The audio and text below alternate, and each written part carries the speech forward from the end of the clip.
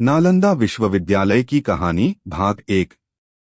नमस्कार दोस्तों, आज हम भारत के इतिहास की उस धरोहर की कहानी सुनेंगे जिसे ज्ञान का सबसे बड़ा मंदिर कहा गया, नालंदा विश्वविद्यालय। नालंदा सिर्फ एक शिक्षा केंद्र नहीं था, यह उस दौर की विश्वस्तरीय यूनिवर्सिटी थी जहां हजारों विद्यार्थी दूरदराज के देशों से पढ़ने आते थे।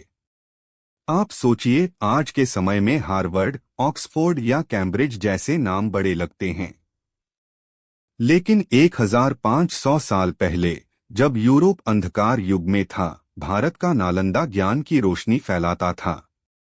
तो आइए इस ऐतिहासिक सफर की शुरुआत करते हैं। लेकिन दोस्तों, अगर आप इतिहास में रुचि रखते हैं या सुनना पसंद करते हैं तो वीडियो को लाइक करके चैनल को सब्सक्राइब कर लीजिए, साथ में बेल आइकन को दबा लीजिए जिससे हमारे हर वीडियो को आप सबसे पहले देख पाएंगे। नालंदा की स्थापना। नालंदा विश्वविद्यालय की नींव डाली गई 5वीं-6वीं शताब्दी में गुप्त वंश के समय।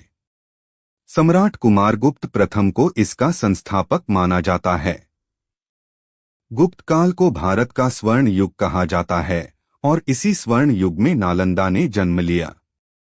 नालंदा शब्द का अर्थ है ना यानी कभी नहीं और आलंदा यानी ज्ञान, यानी नालंदा का अर्थ हुआ असीमित ज्ञान। कहते हैं कि यहाँ शुरू में सिर्फ बौद्ध दर्शन पढ़ाया जाता था, लेकिन धीरे धीरे यह केंद्र इतना विशाल हो गया कि गणित, खगोल, चिकित्सा, राजनीति, साहित्य, कला और भाषाओं की पढ़ाई भी होने लगी। विश्वविद्यालय का विशाल स्वरूप। मित्रों, नालंदा किसी साधारण पाठशाला जैसा नहीं था। यहाँ 10,000 से भी अधिक विद्यार्थी रहते थे और करीब 1,500 आचार्य उन्हें पढ़ाते थे।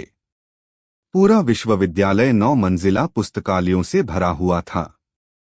इतिहासकारों का मानना है कि वहां लाखों पांडुलिपियां संग्रहित थीं।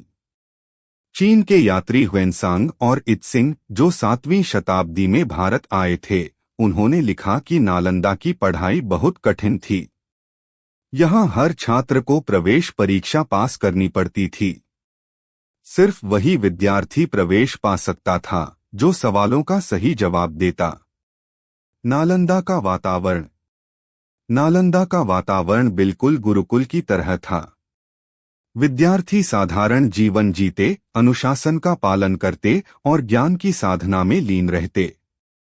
गांव और नगरों से लोग यहां विद्यार्थियों और शिक्षकों के लिए भोजन और आवश्यक वस्तुएं दान करते थे।